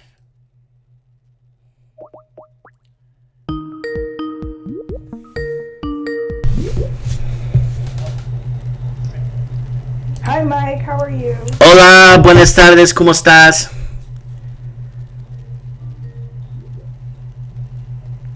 Hello? Hi, Mike. How are you? Hola, buenas tardes, ¿cómo estás? I can hear myself talking back. Lower your volume a bit, if that's okay. Yeah, I'm on headphones. Oh, interesting. Okay, I'm not getting any more feedback. That was pretty cool. So, you are in Australia. Where are you at? In Sydney, Melbourne? Okay, I'm not getting any more feedback. That was pretty cool. So, you are in Australia. Where are you at? Oh, there's a huge lag. I can hear myself. Yeah, Wow. there's a lag. Hold on, let me just mute the... Oh, there's a huge lag. I can hear myself. Oh, yeah, you see, you're listening to me. Here's the problem. You're listening to me. You got to listen to me on Skype, not on the YouTube, because there's going to be a lag. All right, I muted out Skype, so we should be fine now. Can you still hear me? Yeah, I can hear you perfectly now. All right, beautiful. Yeah, Hi, Mike. I've been watching your show for ages from Australia, but I'm Canadian, too. I live in Melbourne. Okay, so how's it going down there? I know what's happening in the markets. Why don't you give us a little bit of an explanation? Well, I don't know how much of an explanation I can give you. I do work in financial services, so I work in financial planning behind the scenes, so I see a lot of people's personal situations in terms of their finances and what loans they have and what property they have. And I can tell you, I see some interesting trends. For example, one thing I see a lot is that people will disclose when they, when the advisor works with them, they do a fact find. And one of the things that I see a lot is that people will have an estimated value for their house. And a lot of times it's a lot higher than what like the online websites like On the House or realestate.com would estimate for their property. Mm-hmm. And those sites tend to have a higher estimate anyway than what things are selling for. So I think that that's really interesting that a lot of people still have the perception that their house is worth a lot more than what it probably is. I've also seen some trends around advisors recommending, steering people away from investing in more property now. Yes. Which makes sense, right? Also, I haven't really seen any redundancies or anything like that yet that we've been dealing with. Certainly when I was doing advice after the GFC, we dealt with some people that were made redundant and lost their jobs and things like that, but that hasn't happened. But I will tell you, from my own personal situation, I would love to buy a house. My partner and I would love to buy a house, but there is no way we would buy in this overpriced market in Melbourne. It's so expensive, and we earn fairly good income between the two of us. Mine is a split between like employee and then sort of self-employed or contract work. Mm-hmm. Not pure self-employed like you, but the banks obviously deal with that differently. We could qualify for the loan we want just with our employment income, but there's nothing we can buy in the areas that we like for the amount that we'd be willing to spend. So we're just waiting. But what we notice we sort of look at 3 suburbs in the west, fairly nice suburbs, not like the far out horrible west. The west of Melbourne has a bad name, but I like the area that we're in. But it seems like there's, I don't want to say collusion or cartels, but it seems like the agents around here are really working together to keep the prices from sliding. And anytime something sells for less, which would indicate a trend downward, that's when they keep the price secret. And then you will not see on the internet how much that place actually sold for. That should be illegal and collusion. But how can you prove that? How can you prove that? You can't, Mike. So yeah. It's a little bit suspicious because we'd love to see the prices drop. They need to. Mm-hmm. And they have been, but we haven't seen. It's like watching a train wreck in slow motion, and it's going way too slow for my taste. I wish it would hurry up and drop like it needs to. And then you still see articles that, some random will write an article. Like there was one on Yahoo the other day where, this guy was just saying, or whoever wrote it was saying, first home buyers, great time to buy. Yeah, right. Yeah, lots of oversupply on the market. Crane City, buy now. My favorite is, if you don't buy now, you'll be permanently bought out of the market. It's taking a long time for that sentiment to change because Australian property has been so strong for so long. But Mike, my background is I lived in Perth. I made money when I got out of a property back in Perth. I You're owned it lucky because a for, lot of I don't people know. lost. Exactly, because I got out before things started to turn in Perth. So I made money. It's now worth less than what I sold out in 2011. So I can see that property goes backwards. But a lot of people in Melbourne and Sydney just cannot see that as even possible. They just think it's a little blip and it's all going to come good tomorrow. But it's been nearly a year and a half. It's like, wake up, people. Things are not turning around. And there's no reason why they should. There's no reason. They keep saying interest rates, employment is strong. Yeah, Like, yeah, come they keep on, propping it guys. up. And so how long have you been watching my channel for? Probably at least a year or more, Mike. Like, I think I might have even been watching your channel before things started to turn in November 2017, because you were one of the few people back then who was actually predicting. I was searching far and wide because I lived in a house. We got kicked out because they wanted to sell it. And I was like, and then we watched it go to auction. It was a 3-bedroom house. It sold for 1.6 million in Melbourne. And I thought, this is ridiculous. And at that point, I started looking high and low for anybody that was predicting that the market was going to turn. And you were one of the few people back then. All the bank economists, all the economists that I could find were all saying it's going good and it's just going to keep going good. Yes. If anything, they said maybe not such strong growth on units and apartments, but they all thought it was going good. And I thought, what are these people talking about? You know, the stuff that you talk about around income to, you know, the price of the house compared to income, because I've seen this in my work. You know, I have not seen a real increase in the work that I do in wages in years. The only way for me to get an increase in my wage is if I change jobs, but I'm very lucky that I have a lot of flexibility and I work from home, and I don't really want to, you know, give all that freedom up to be able to earn more money. I'm quite happy with that. But, you know, that's the only way to do it, is to change to another career, or to move up within the ladder, if so to speak. So That's good. I don't know. I don't know who's buying houses right now. Who is buying houses who are paying these prices? No, it's definitely slowed down. There's not the same volume, but who's buying them, Mike? I have no idea. Mm-hmm. Nothing sells at auction. Every time we go to an auction, it gets passed in or it's just flat out canceled. We talked to a nice couple. They were also immigrants. My partner and I, you know, we're both immigrants, and they were immigrants as well. And they were looking for a place around here for 600,000, and places are selling over 700. And so they would buy in at 6. We would buy in at maybe 5. Yeah, no, there's no rush. Were you around for most of the show tonight, or you just tuned? Yeah. Did you see the 25 most affordable states or cities, counties in the United States, and the average median house price? I was sort of vaguely listening to it, but I think it started out around like 40 income and 150 or something. Yeah, 150, 40, 90,000, 130,000. And some of those places are really nice, too. You know. Well, for us, maybe we'll move back to Western Australia. I still don't think it's that affordable in Perth. Or maybe we'll move regional, you know? Because what about I've always wondered one place I've always wondered about is Darwin. What about Darwin? I don't know. I went there once on a holiday. I don't know. I didn't really like the feeling of Darwin. I don't know if I would like to live there. I think it's quite hot and not that, I didn't really like Darwin. Okay, I'm just asking. So I'm going to play a little clip here, and I play this every time because I have to pat myself on the shoulder once in a while.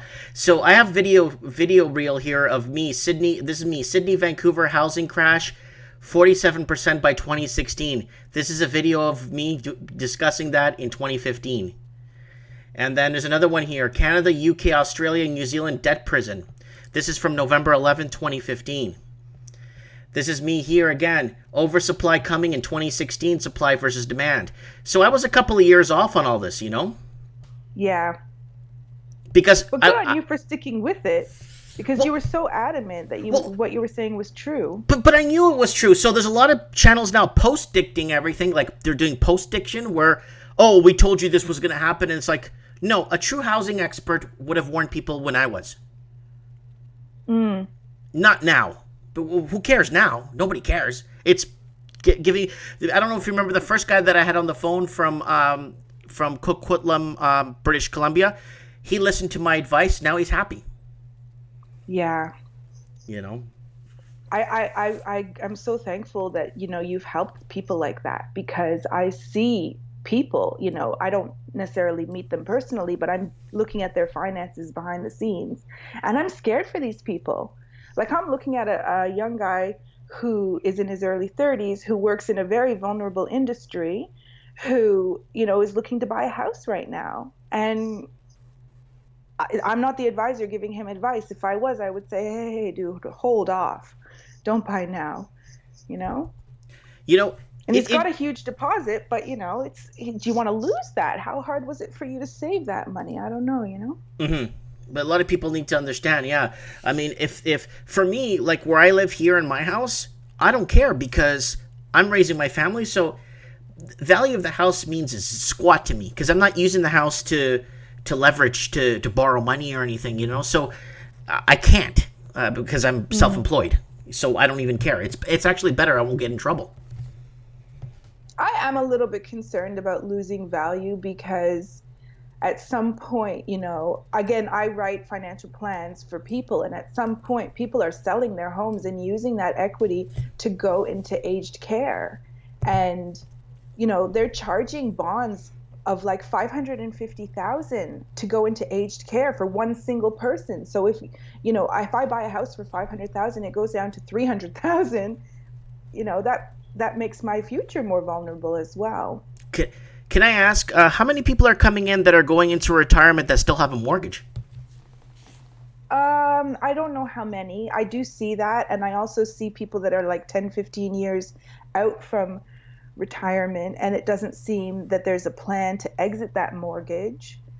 I was just working with an advisor the other day who, good on him, was advising the clients to look at paying down their mortgage and having a bit of an exit strategy, because they were actually thinking, oh, we want to get in and buy another investment because, hey, it's buyer's market now, discount. So yeah, I don't know how many. A lot of people are retiring with mortgages, though. It's really common to see the plan to be like take money out of super or do something else and pay off the mortgage at retirement, like cash in some other assets.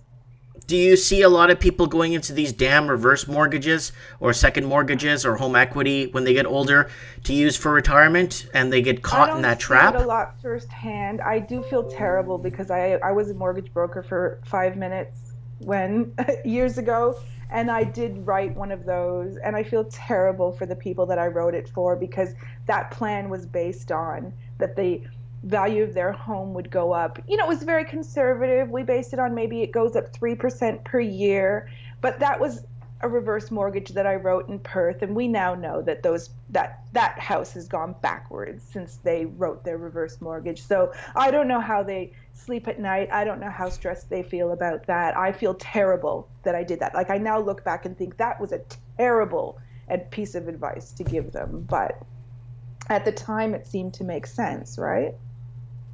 I got Nathaniel Baker in the comments saying, I honestly gave up on the idea of getting a home loan or any personal loan. As a consequence, got myself into credit card debt because I couldn't afford much either, and sort of gave up on the idea of a house. Yeah, he's in Australia too. I don't really understand why not getting a home loan leads to credit card debt, but there might be more to the story that I'm missing. But yeah, that's really good that we're going to have you on the show more often, because you obviously work in the field and you understand what loan to values are and comparables, and understand the truth of what a house should be worth. I mean, everybody's going into your office and saying or telling you that your house is worth this much, but when you pull comparables and you actually look at listings, you start seeing it's a lot less, right? Yeah. And if they're basing their future planning on the idea that that's what it's worth, and it isn't, it does concern me, you know? That's very scary to hear. That's extremely scary to hear. And also, another trend that I see a lot, Mike, is that people are either unwilling or in some sort of denial, because when we look at their finances, you know, we look at it not to the level that banks now have to approve loans, but we do look at their income and their expenses, and we calculate their surplus, and we always make sure that when we're doing strategies that it's going to be affordable for them, right? Right. But so often what I see is that people have a paper surplus, but then I have to wonder, where's that money going? Is it being invested? Is it actually being saved? And I don't always see, you know, clients year on year to know. I might just see a snapshot of them at a point in time. Right. But I think that people sort of generally feel a bit richer, feel a bit, you know, like they're well off. They feel like they have a surplus, but are they actually doing something with that surplus to get them further ahead, you know, to meet their retirement goals or other goals? That's what I love your style, Mike, because I think you're really practical. You really save money. You're really advocate for being financially responsible, and you don't have your head in the clouds or somewhere else. You know, it's a good thing that you promote that sort of a way of thinking, because I think so many people just felt rich because their houses were going up in value, but they weren't doing anything with that. Right. You know, so. Right. I don't well, know. like I say, I get a bit preachy because I think it is important to be responsible with our money, you know, and be grounded and look at what have we got and what are we doing with it. So. Right. It's like I keep telling people, the only person, if I had hair, the only person I would trust without getting information or doing any research or background checks or anything is a barber. I can't cut my own hair. Let's pretend I had a full head of hair and I wanted to cut my hair. I would just trust my barber. But everyone's trusting their loan brokers, their mortgage brokers, their real estate agents like they trust their barbers and just leave it in their hands. And I would not do that when it comes to making the most important and the biggest asset you'll ever buy in your life. I would actually do my own research, and you know, all the content's written in English that you need to know, and some of the backup content that you should know when you're going into a major investment like a house. But people go into it like it's their barber. Hi, barber, I'm here for a haircut. Go ahead. Here's my information and give me what you can, right? But nobody does their own research. And then 6 months down the road, a year down the road, they're in a financial mess. Yeah. Well, we met with the mortgage broker and we met with the bank just to talk about getting a loan. And we had a conversation around whether we would put 20% down or buy sooner and not put 20% down. Because I don't know if you're aware, Mike, but in Australia, if you put 20% down, you don't have to pay mortgage insurance. CMHC in Canada, yeah. What do you guys call it there? They call it lender's mortgage insurance or something like that, but it doesn't do anything for the person who has the mortgage. It protects the bank, and the thing is that it's like $15,000, I think, was the estimate. And we said, well, we'd rather just wait until we have 20% to put down, plus, you know, the stamp duty, the land transfer tax, I think you guys call it, and we will have a buffer. And once we have all that, then we're in a position to buy, assuming we can find something we like it for the price that we're willing to pay. But the guy from the bank was just like, oh, you could buy now and pay that, and then in another year the property's going to be worth more. So if you don't pay it, you know, it's like he's saying you're going to lose out either way. And I can't believe he's saying that in a falling market. I was like, whoa, who are you going to take your advice from? You know, who are you going to? But Suzanne, you know what the problem is with this? Is that a lot of people believe him and they go in there with the barber mentality, like, you're going to cut my hair and this is that, and that's that, right? And that's the problem. He knows more. That's the problem, where people give away their power and they give away their ability to think for themselves to someone who they think has more, you know, knowledge. And mortgage brokers are taken, and even real estate agents, I mean, come on, people. If you're going to take your advice from someone who's less independent, who's less, influenced by the advice they give you, if they convince you to buy, they make a sale, they get paid. Like, do you think that they would say something to possibly sway you in that direction if their very paycheck depends on it? Of course they would. Of course. I would if I was in their position, and I'd somehow convince myself that it was true because I'd have to sleep at night, Yeah. I hear you. I know that feeling that gut feeling where you just, because so many people's lives have been ruined because of this. And if you look at what happened with the Royal Commission finding all kinds of crap in the banking system there in Australia, it's scary how much garbage they allowed and threw on the books, and how much garbage they were getting away with, charging dead people bank fees instead of calling their next of kin and giving them their money. That's disgusting. Yeah, some pretty shocking things came out, but having said that, I kind of had the feeling with the Royal Commission that it was like, wow, they found out about all that stuff we did, but good thing they didn't find out about that other stuff. Yeah, they barely scratched the surface. They need a guy like me to go in there. A lot more to it. Well, yeah. I'd go into one of the branches unexpectedly if I was an underwriter, or if I was an underwriter or an auditor, I would go into those branches unexpectedly. I'll go on the computer and I'll pull 6 or 7 mortgages off file, and I'll go through 6 or 7 random mortgages, and I'll look to make sure the pay stub matches the ID, to make sure this, to make sure that. I'd go through every file, fine-tooth comb to make sure everything's been signed properly, to make sure that the call was made to the employer to confirm. I would do everything. Or shadow shopping, they could put pretend people forward to see if the banks are really being that different in the way they're assessing loans. Yeah, so I'm not much of a shadow shopper, because I look like a bum, right? So if I go in there, they're gonna look at me and say, this guy's not buying a house.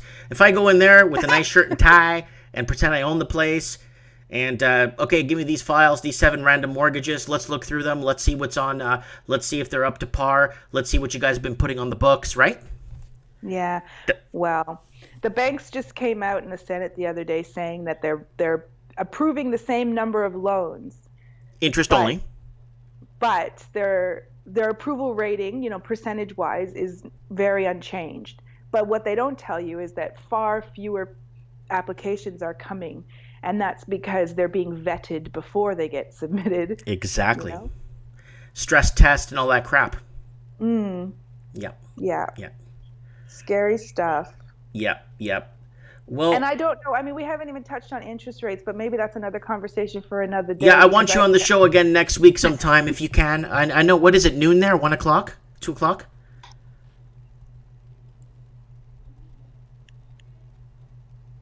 Is it 2 o'clock there, or? Yeah, it's 2:45 in Melbourne. 2:45. Okay, yeah. So it's not that bad of a time. You do work from home, so you could. It's easy. Yeah, you could always send me articles on Skype too. I'll add you to my favorites, and then you could send me articles on Skype that you think I should read on the show, on the channel, and I'd really appreciate that. Yeah, that'd be great, Mike. I'd love to chat again. Yes, for sure.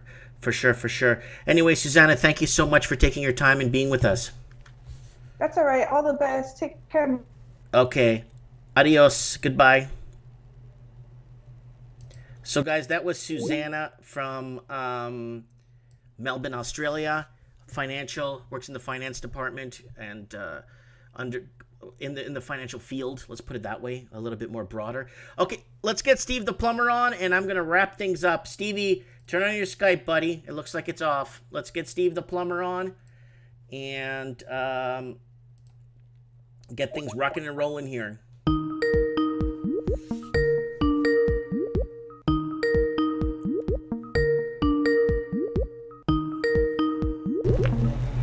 Who the hell is next?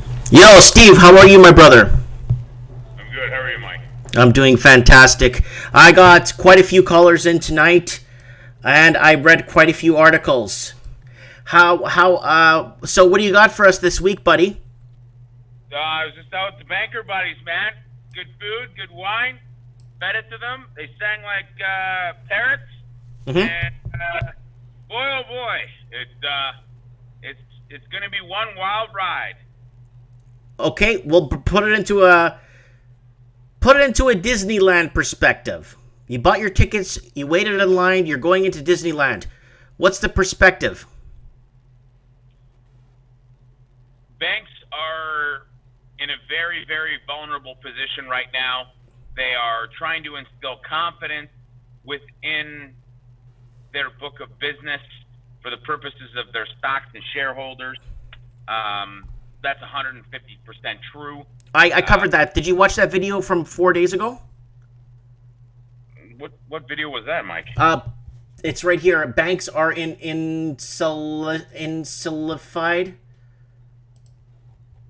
It's right here. Housing crisis.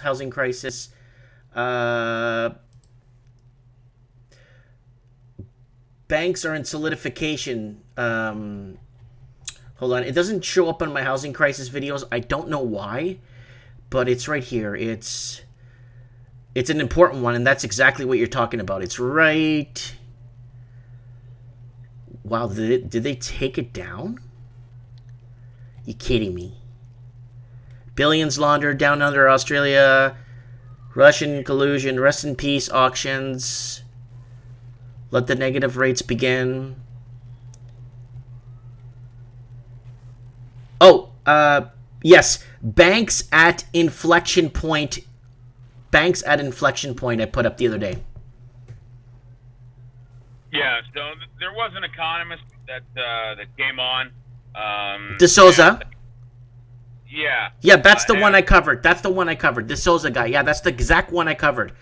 So they're basically bailing out. They're trying to keep the banking. They're giving it a 30% aggregation of a decline. And that's why they're calling Canada the Great White Short, because everyone's shorting all Canadian banks. Are they ever?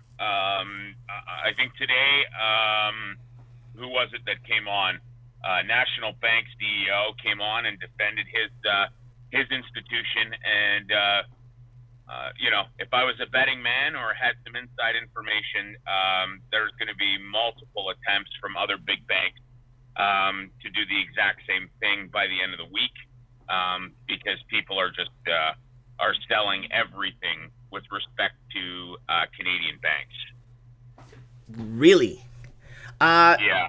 The banks, I guess, are they buying back their own debt? In terms of buying back their stock. Yeah, because it looks like there might be a little overreach or a little bit of overreaching going on, and doing some buybacks. I don't know. I'm just afraid of that, because then once you start doing stock buybacks, they start creating an empty shell in the company, and it just becomes worthless. They gut it right out. Let's put it this way: if they start buying back their stock, in addition to the federal government going ahead and buying, mortgage bonds and everything else, mortgage-backed securities, yeah. Yeah, you're going to see bonds go even worse, and you're going to see the Canadian dollar just tank. Oh yeah, for sure. Canadian and Australian dollars tanking right now as we speak, because they're not raising rates, and their banks, a majority of their mortgages by 2025 are going to be interest only, because that's the only mortgages they could put on the books right now, Steve, because nobody could afford a property. Yeah, see, I don't follow Australia well enough to even remotely comment on it, but I'll take your word for it, Mike. I'm going to try to look at Australia a little further and more in depth, and try to grasp and understand what's going on there, just for personal satisfaction and gain. All right, so give us some more groundbreaking. Have you been to more foreclosures lately? Yeah, absolutely. We've had a busy week so far, and then I guess for the rest of the month we have about 18 scheduled, ready to rock and roll.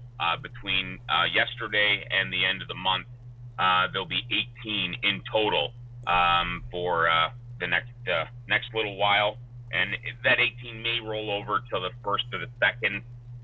It all depends on, how fast things can go. But it's come down to a situation where a lot of these third-party companies that have bailiffs, which are officers of the court, they're booked solid. They are absolutely booked solid for the next 3 months. Okay, good to know. Good to know that it's good to know what's really happening is what I'm saying. It's bad on the part of people that are losing their homes. But it's good to know that somebody out there could tell us what's really happening, because the mainstream media won't give us any shred of any inkling of what's going on. It's almost like we have to guess. You keep your mouth shut, fat boy. Yeah. I suspect in the next month or two, they will start announcing that mortgages are going bad. But keep in mind, Mike, when I make these references to how many we've gotten to go and be a part of, it's really not a lot in the grand scheme of things. It really isn't. You'd have to have about close to 10 or 15 guys like myself that are getting the amount of volume we're getting in order to really truly be catastrophic. But it is intensifying. It is going up. And that's what people don't understand. So they'll try to keep it as hush-hush as much as possible. For how long, I don't know. But I suspect in the next 30, 60, 90 days, you'll start to hear about it within mainstream media. Interesting. It's good to hear a perspective from someone that knows. Did you hear Moby on the show earlier today? I didn't. I was at dinner with my banker buddies. Okay, I wasn't sure when you logged on. I'm sorry, but Moby's telling us about projects that are in pre-built that haven't moved, and they're still haven't broken ground, and people have been putting down payments on them. So are you suggesting that the builder is taking good faith deposit or scheduled deposit to a certain amount of money for the purposes of building these homes, and they haven't broken ground yet? That's what's happening. Some of them are 12 months, no movement. Wow. Yep. Yeah, that's scary, dude. I know it's Crane City in Toronto, cranes everywhere, and nothing's moving right now. A lot of projects are folding up or going bankrupt. They're not selling enough pre-builts to get the project off the ground. Well, there's another side to that as well, and I'm not sure if Moby can confirm or deny this, but I have reason to believe that a lot of these builders are having some of their finance taken away in order to get these projects off the ground. So, I mean, it's going to be interesting to see what happens. But, I don't know. Maybe they'll end up canceling these projects, and it's not for the purposes of, I'm going to go ahead and cancel this and then, claim that there's some sort of discrepancies with land permits or zoning or whatnot. And then all of a sudden, another numbered company is created on behalf of that builder, the mothership, and then they start building again. I don't think that's what's going to happen here. What I think is going to happen is we're going to go ahead and we're going to see a lot of these builders just stop building. They're all waiting to see what's going on with the recession. Okay, good to know. Yeah, I guess a lot of them are on hold right now. I'd like to see if it's worth their beans, if it's worth planting those magic beans before they start growing anything, right? And yeah, so we got people in the this weekend. I want to do this weekend on Mike of the Night. I want to cover EMP devices that could pretty much knock out all our electrical grids. I want to talk about empty malls. I want a few topics on Mike in the Night. Maybe we talk about empty malls, boarded up consumer confidence. I also want to talk a little bit about like this whole EMP thing, and Trump has passed an executive order to allow Congress to start putting laws into place to start studying EMP devices and how we could lose our electrical grid overnight type of thing, and that could be detrimental to everything. Oh, sure could. Absolutely. Yeah. Electricity is is definitely something that we need in order to cease to exist as humans. And then we got someone in the comments saying New Horizon Mall, Mike, is completely empty or it's boarded up. So yeah, we got to get this person FDGFGDFGGGD in the maybe on the show to give us a little outlook on some of the malls in their area. I know there's a lot of ghost malls right now in the US, and yeah, it's very interesting to see where things are going to be headed when it comes to consumer confidence. So I want to cover that on Mike in the Night this Saturday night. Yeah, that should be a good show. But before I let you go, Mike, it's one wild ride as we go into this last few days of the quarter. And buckle your seatbelts. I firmly believe that they will announce yet another quarter of stagnant or negative growth, and we all know what that means. Yeah, we all know what that means. All right, Stevie. Anyways, Mike, I wish I could add to the show. There's a few other things that are coming down the pipeline. I don't want to, say anything at the moment because they're, if they do come to fruition, it's going to be rather large. But we'll wait and see what other feedback I get from people that are pulling the purse strings and actually work for these big banks.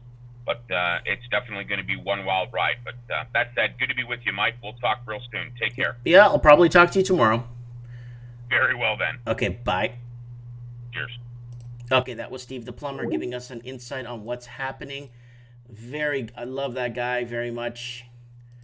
So happy that he is on the show with us all the time. We got up to 109 viewers at one time, guys. Trends in the housing market. I mean, everyone thinks is like, who the hell wants to hear about housing for 2 hours? There's a lot to hear about housing for 2 hours. And I put a neat spin on it. I try to keep it as upbeat as possible. We had some really good guests tonight from Australia, and we got Susanna in Australia. We got we got somebody testing here. Tefe dude. Well, I'm going to accept you. Wants to connect with me. Test. Yeah, I'm right here, buddy. I give him a smiley face. So another person here wants to add me. Thank you very much. And let me know, guys. Message me 1 or 2 hours before Mike in the Night on Saturday night if you guys want. If there's something you want to talk about. I want to cover EMP destruction and what it could do to us within a matter of 3 months. I would also like to cover a little bit empty malls and consumer confidence. I would like to talk about those things right now because once consumer confidence goes out the window, you could kiss the rest of the economy goodbye. And Ralph Wright is finally making it to the broadcast, and I am tuning out. I've been live for 2 hours and 7 minutes. You could scroll back to the beginning of